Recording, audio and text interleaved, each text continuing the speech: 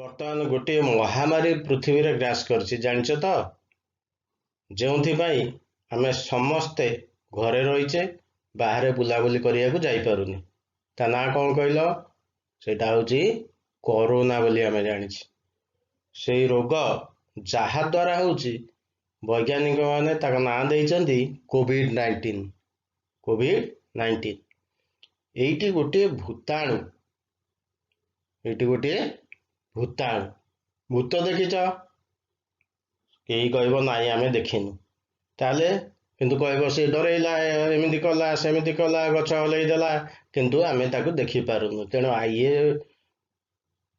ଅଣୁଜୀବଟିକୁ ମଧ୍ୟ ଆମେ ଦେଖିପାରୁନୁ, କିନ୍ତୁ ଆମ ହାତ ମାଧ୍ୟମରେ ପାଟି, ନାକ, ଆଖି ବାଟେ ଯାଇ ଆମ ଶରୀରର ତଣ୍ଟିଟିକୁ ସେ ମାଡ଼ି ବସୁଛି।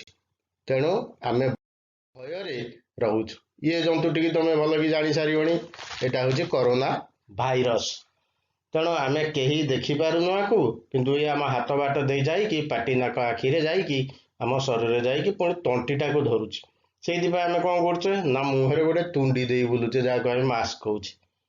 ସେହିପରି ଅନେକ ଜୀବ ଅଛନ୍ତି ଯାହାକୁ ଆମେ ଖାଲି ଆଖିରେ ଦେଖିପାରୁ ନାହିଁ। ତାହେଲେ ଇଏ ଭୂତାଣୁଟି ତୁମେ ଦେଖିଛ, ତାକୁ କରୋନା ବୋଲି କହୁଛେ। ଏବେ ଯେଉଁ କରୋନା ଭାଇରସଟି ଚାଲିଛି ତାକୁ କୋଭିଡ-19 ବୋଲି କୁହାଯାଉଛି। ଏବଂ ସେମାନଙ୍କୁ ଦେଖିବା ପାଇଁ ଅଣୁବୀକ୍ଷଣର ସାହାଯ୍ୟ ନିଏ, ଯାହାକୁ କୁହାଯାଏ ଅଣୁଜୀବ। ଆମେ ଯେଉଁ ଅଣୁଜୀବ କହୁଛେ ସେଟା ଖାଲି ଆଖିକି ଦେଖାଯାଏ ନାହିଁ, ତାକୁ ଦେଖିବା ପାଇଁ ଅଣୁବୀକ୍ଷଣର ସାହାଯ୍ୟ ନିଆଯାଏ, ତେଣୁ ତାକୁ କୁହାଯାଏ ଅଣୁଜୀବ।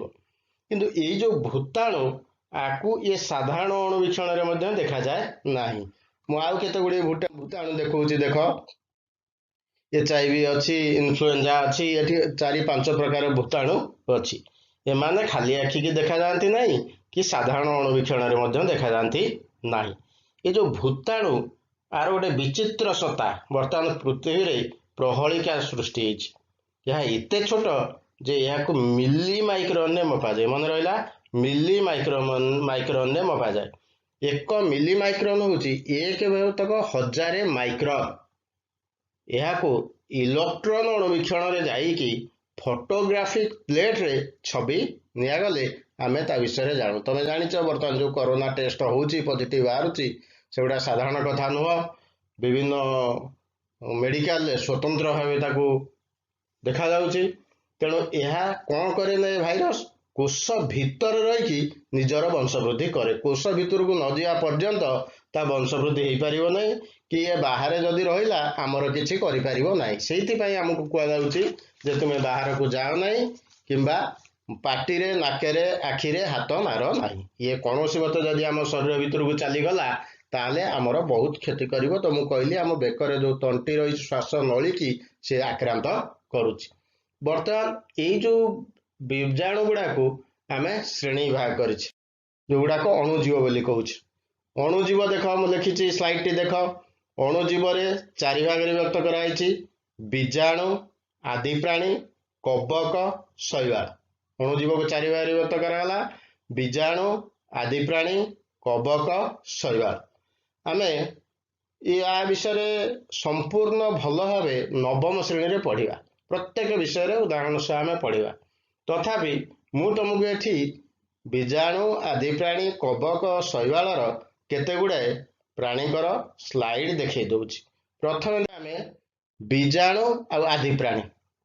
ଏଠି ଅନେକ ଗୁଡ଼ିଏ ବୀଜାଣୁ ଅଛନ୍ତି ଡାହାଣ ପଟେ, ବାଁ ପଟେ ଆଦିପ୍ରାଣୀ ଅଛନ୍ତି। ଆମର ଏମିବା, ପାରାମେସିୟମ 2ଟା ଚିତ୍ର ରହିଛି। ଯେଉଁଟା ହେଉଛି ଆଦିପ୍ରାଣୀ, ଆମିବାର ନିର୍ଦ୍ଦିଷ୍ଟ ଆକୃତି ନାହିଁ, ସେ ତା କୁଟପାଦ ସାହାଯ୍ୟରେ ନିଜର ଆକୃତି ବଦଳାଇ ଦେଇପାରେ। ଆଉ ପାରାମେସିୟମ ଚପଲ ଆକୃତିର। ବୀଜାଣୁ ଗୁଡ଼ିକ ମଧ୍ୟ ଅନେକ ପ୍ରକାର ବୀଜାଣୁ ଏଠି ମୁଁ ଦେଇଛି, ତୁମେ ଦେଖିପାରୁଥିବ। ତେଣୁ ଏମାନେ ଅତି ଜଟିଳ ଅଣୁବୀକ୍ଷଣ ସାହାଯ୍ୟରେ ଆମେ ଯାଇ ତାକୁ ଦେଖିପାରିବା, ସାଧାରଣ ଆଖିକି ଦେଖାଯାଏ ନାହିଁ। ତାପରେ ତମକୁ ଦେଖାଉଛି କବକ ଆଉ ଶୈବାଳ। ଆଉ 2ଟା ରହିଗଲେ, 4 ଭାଗରେ ବିଭକ୍ତ କରାଯାଇଛି କହିଥିଲି। କବକ ଭିତରେ ଯାଉଛି ପେନସିଲିୟମ ଆଉ ଆସ୍ପରଜିଲସ। ଚିତ୍ର ମୁଁ ଦେଇଛି, ପେନସିଲିୟମ, ଆସ୍ପରଜିଲସ। ଆଉ ଶୈବାଳ ଭିତରେ ଯାଉଛି ସ୍ପାଇରୋଗାଇରା, କ୍ଲୋମାଇଡୋମୋନାସ। ତେଣୁ ଏ 2ଟି ଚିତ୍ର ତମେ ଦେଖିଲ। ଗୋଟେ ପେନସିଲିୟମ, ଆସ୍ପରଜିଲସ ହେଉଛି କବକ, ସ୍ପାଇରୋଗାଇରା କ୍ଲୋମାଇଡୋମୋନାସ୍ ହେଉଛି ଶୈବାଳ। ତାହେଲେ ଆମେ ଜାଣିଗଲେ ଯେ ବୀଜାଣୁ କ'ଣ, ଭୂତାଣୁ କ'ଣ ଏବଂ ସେମାନଙ୍କୁ କେତେ ଭାଗରେ ବିଭକ୍ତ କରାଯାଇଛି। ତାହେଲେ ଅଣୁଜୀବ ହେଲେ ବୀଜାଣୁ, ଆଦି ପ୍ରାଣୀ, କବକ, ଶୈବାଳ। ଆମେ ଆମର ଉପକାରୀ କ'ଣ କରୁଛନ୍ତି, ଅପକାର କ'ଣ କରୁଛନ୍ତି ସେ ବିଷୟରେ ଟିକେ ଜାଣିବା। ତାହେଲେ ଜାଣିବା କଥା ଇଏ ରହୁଛନ୍ତି କୋଉଠି ନା ଏମାନେ, ମୁଁ ଯଦି ସ୍ପଷ୍ଟ ଭାବେ କହି, ଏ ସବୁ ଜାଗାରେ ରହୁଛନ୍ତି। ଆକୁ କହିପାରିବା ଆମେ ସବୁ ଜାଗାରେ ରହୁଛନ୍ତି। ଏବଂ କୋଉଠି କୋଉଠି ରହୁଛନ୍ତି ନା ପାଣି, ପବନ, ମେରୁ ଅଞ୍ଚଳ, ମରୁ ଅଞ୍ଚଳ, ସମୁଦ୍ର ଇତ୍ୟାଦି ସବୁ ଜାଗାରେ ଏମାନେ ରହୁଛନ୍ତି। ଏମାନଙ୍କ ଯୋଗୁଁ ବିଭିନ୍ନ ପ୍ରକାର ରୋଗ ସୃଷ୍ଟି ହୁଏ। ତା ଛଡ଼ା ଆଉ କିଛି ଉପକାର ଏମାନେ କରନ୍ତି ଯାହାକୁ ଛାଡ଼ି ଆମେ ରହିପାରିବା ନାହିଁ। ଏମାନେ ସଂଘବଦ୍ଧ ହୋଇ ରହନ୍ତି କିମ୍ବା ଏକୁଟିଆ ମଧ୍ୟ ରହନ୍ତି। ଆଉ ଏମାନେ ରୋଗ କ'ଣ ସୃଷ୍ଟି କରନ୍ତି? ଭୂତାଣୁ ଗୁଡ଼ାକ ତମେ ଜାଣିଛ, ସର୍ଦ୍ଦି ଆଉ ପୋଲିଓ, ହାଡ଼ଫୁଟି ଏଗୁଡ଼ା ସବୁ ସୃଷ୍ଟି କରନ୍ତି। ତମେ ଶୁଣିଥିବ ଯେ ଭାଇରାଲ ଫିଭର ହେଉଛି, ଘରେ ଜଣକୁ ହେଲେ ଅନ୍ୟମାନଙ୍କୁ ହେଇଯାଏ। ସେଗୁଡ଼ା ଭୂତାଣୁ ଜନିତ ରୋଗ ସହଜରେ ବ୍ୟାପିଯାଏ। ଆଦି ପ୍ରାଣୀ ଦ୍ୱାରା ମଧ୍ୟ ତରଳ ଝାଡ଼ା ମ୍ୟାଲେରିଆ ହୁଏ। ବୀଜାଣୁ ଦ୍ୱାରା ଟାଇଫଏଡ୍ ହୁଏ। ତେଣୁ ଏଇ ଯେଉଁ ଗୁଡ଼ାକ ସୃଷ୍ଟି କରୁଛନ୍ତି ଏମାନେ ରୋଗ, ଏମାନେ ତ ସବୁଆଡ଼େ ରହୁଛନ୍ତି କହିଲି। ମାଟି, ପାଣି, ପବନ, ମେରୁ ଅଞ୍ଚଳ, ଉଷ୍ଣ ପ୍ରସ୍ରବଣ, ସମୁଦ୍ର, ମରୁଭୂମି, ଉଦ୍ଭିଦ, ପ୍ରାଣୀ ସମସ୍ତଙ୍କ ଶରୀରରେ ଏମାନେ ରହୁଛନ୍ତି। ଏମାନେ ଏକାଠି ରହିପାରନ୍ତି ବା ମଣ୍ଡଳ ଆକାରରେ ରହିପାରନ୍ତି। ଏଇ ଅଣୁଜୀବ ଆମର ଉପକାର କରନ୍ତି, ଅପକାର ମଧ୍ୟ କରନ୍ତି। ଏମାନଙ୍କ ବିନା ଆମେ ବଞ୍ଚିପାରିବା ଅସମ୍ଭବ। ଗୋଟିଏ ସୁସ୍ଥ ପରିବେଶ ଗଠନ କରିବାରେ ଏମାନଙ୍କର ଭୂମିକା ଯଥେଷ୍ଟ ରହିଛି। କେମିତି ନା ଏମାନେ ପନିପରିବା ଚୋପା, ମଇଳା ସବୁ ଆମେ ପକେଇ ଦିଆଯାଉଛେ।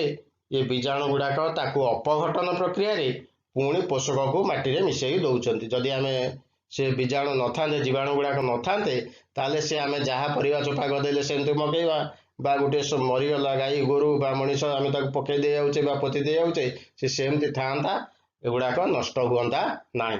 ତେଣୁ ଏମାନେ ପରିବେଶ ସଫାସୁତରାରେ ସାହାଯ୍ୟ କରୁଛନ୍ତି। ତାହେଲେ ପ୍ରଥମ ପଏଣ୍ଟ ହେଲା ଉପକାର କ'ଣ କରୁଛନ୍ତି ନା ମାଟିର ଉର୍ବରତା ବୃଦ୍ଧି କରୁଛନ୍ତି ଏବଂ ପରିବେଶକୁ ସୁରକ୍ଷା ଦେଉଛନ୍ତି। ଦ୍ୱିତୀୟରେ ହେଲା ଶିଳ୍ପ ଭିତ୍ତିକ ବ୍ୟବହାର। ଶିଳ୍ପରେ ମଧ୍ୟ, କଳକାରଖାନାରେ ମଧ୍ୟ ଆମକୁ ସାହାଯ୍ୟ କରୁଛନ୍ତି। ତମେ ଜାଣିଛ ଗୋଟେ ଲାକ୍ଟୋବାସିଲସ୍ ଜୀବାଣୁ ଅଛି, ଯେଉଁଗୁଡ଼ାକ ଆମର ଲାକ୍ଟୋବାସିଲସ୍ ବୀଜାଣୁଟା କ୍ଷୀରକୁ ଦହି ବା ଛେନା କରିଦିଏ। ଲାକ୍ଟୋବାସିଲସ୍ ବୀଜାଣୁ କ୍ଷୀରକୁ ଦହି ବା ଛେନା କରିଦିଏ।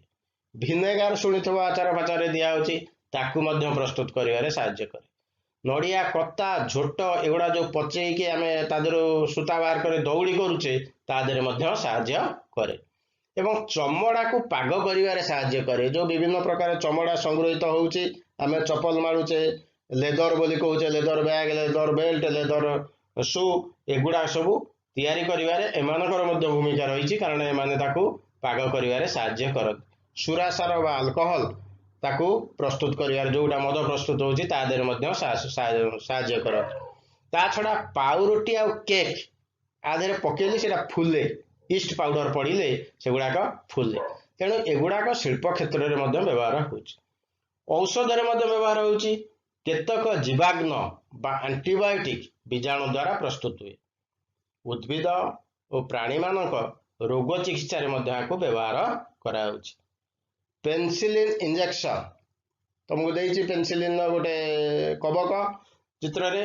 ତେଣୁ ପେନିସିଲିନ୍ ଇଞ୍ଜେକ୍ସନ ଏବଂ ଅଏଣ୍ଟମେଣ୍ଟ ମଧ୍ୟ ପ୍ରସ୍ତୁତ ହେଉଛି। ତାହେଲେ ଆମେ ଜାଣିଲେ ଯେ ଆମର ପରିବେଶ ପରିଷ୍କାର ରଖୁଛନ୍ତି, ମୂର୍ତ୍ତିକାକୁ ଖାଦ୍ୟ ଯୋଗାଉଛନ୍ତି ବା ପୋଷକ ଯୋଗାଉଛନ୍ତି, ଶିଳ୍ପ କ୍ଷେତ୍ରରେ ବୀଜାଣୁମାନେ ଆମକୁ ସାହାଯ୍ୟ କରୁଛନ୍ତି, ଔଷଧ ପ୍ରସ୍ତୁତିରେ ମଧ୍ୟ ସାହାଯ୍ୟ କରୁଛନ୍ତି। ତାହେଲେ ଆମର କେତେ ଉପକାର ସେ ନ କରୁଛନ୍ତି। ତାପରେ ଟୀକା, ତମେ ଜାଣିଛ ଛୋଟ ପିଲାଙ୍କୁ ସବୁ ଟୀକା ଦିଆଯାଏ। ପୋଲିଓ ବୁନ୍ଦା ଦିଆହେଉଛି ଏବଂ ଛୋଟ ପିଲାମାନଙ୍କୁ ଗୋଟେ ବହି ଦିଆହେଇଛି, ସେମାନେ ଅଙ୍ଗନବାଡ଼ିରେ ବା ବିଭିନ୍ନ ସେଣ୍ଟରରେ ଟୀକା ନେଉଛନ୍ତି। ତେଣୁ ଟୀକା କ'ଣ କରେ ନା ଶରୀରକୁ ଅଣୁଜୀବ ପ୍ରବେଶ କଲେ ତାକୁ ପ୍ରତିରୋଧ କରିବା ପାଇଁ ଶରୀର ଭିତରେ ପ୍ରତିପିଣ୍ଡ ବା ଆଣ୍ଟିବଡି ଗଠନ କରେ। ଆମର ବର୍ତ୍ତମାନ କରୋନା ଭାଇରସ ପାଇଁକି ଟୀକା ବାହାରି ନାହିଁ ବୋଲି आमे ए प्रकार हैरान होउछ। टीका बाहरी गला परे कोरोना भाइरस आमर किछि करि परिबो नाही। तेणु टीका नहीं गले कौन हम ना अणुजीव आम शरीर में प्रतिरोध शक्ति बढ़ईदब बा प्रतिपिंड गठन कर बाहर बीजाणु आम देह को गले आमर क्षति ना। एथिरे कौन हुए ना दुर्बल अणुजीव शरीर मध्य प्रवेश कर दि जाए एवं भविष्य में अणुजीव को सेमाने प्रतिरोध करे। टीका नेबा फल हईजा जक्ष्मा बसंत हेपाटाइटिस पोलियो इत्यादि रोग संपूर्ण भावे लोप पाई गला। याकू विभिन्न वैज्ञानिक सब बाहर करथिले। 1857 मसीह लुई पाश्चर किण्वन पद्धति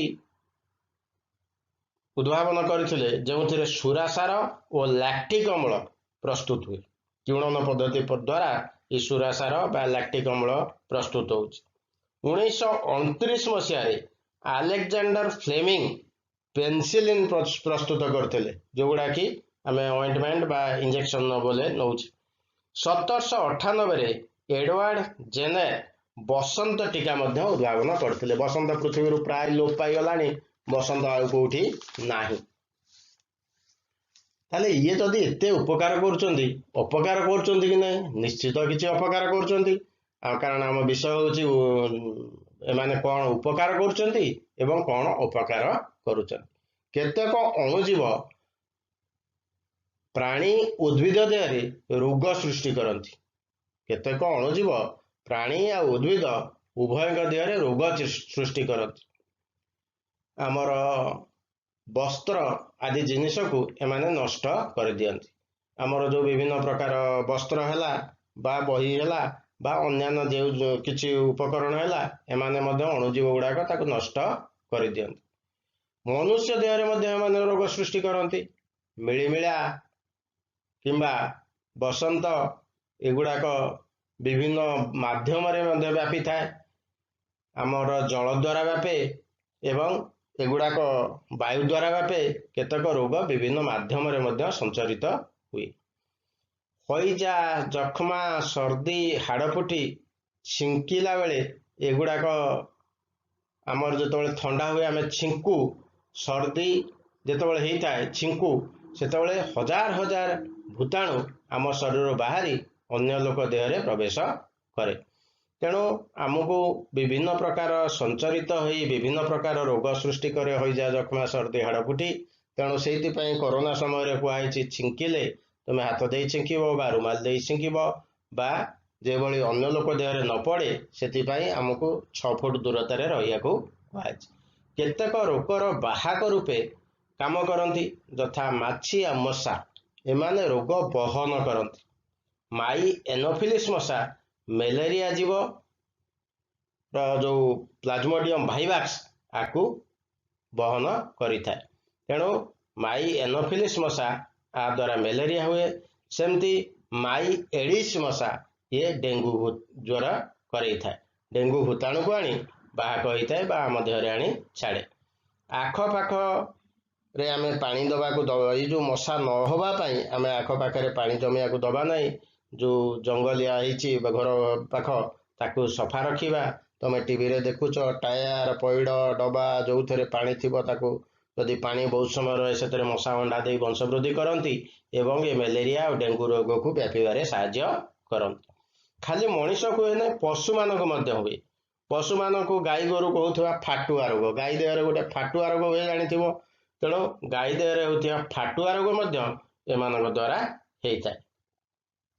एवं आमर भूताणु जनित रोग विषय रॉबर्ट कॉक 1876 रिसर्च करी बा गवेषणा करी आंथ्राक्स रोग आविष्कार करते जहाँकि पशु मानक साधारणतः होता है पशु मानक मांस खाइले होता है। तेणु आंथ्राक्स रोग रॉबर्ट कॉक 1876 आविष्कार करते।